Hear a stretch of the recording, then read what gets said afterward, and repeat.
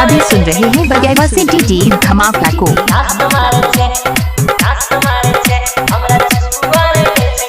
DJ Umesh Sukhipur बाजार।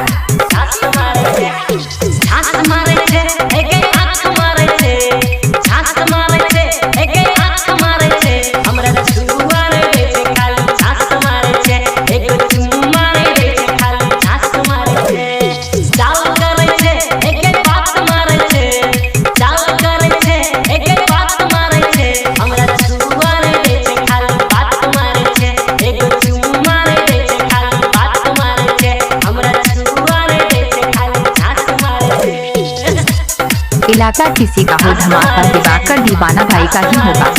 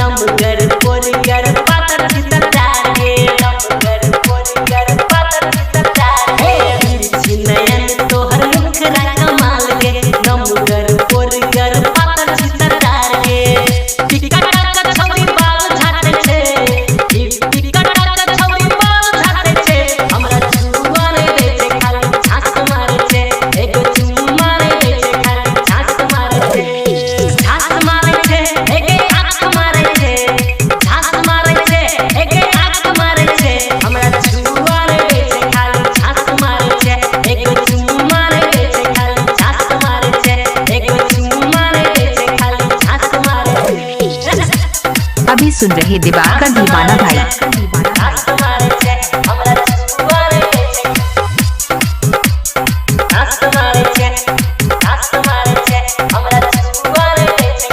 DJ Umesh Sukhipur बाजार।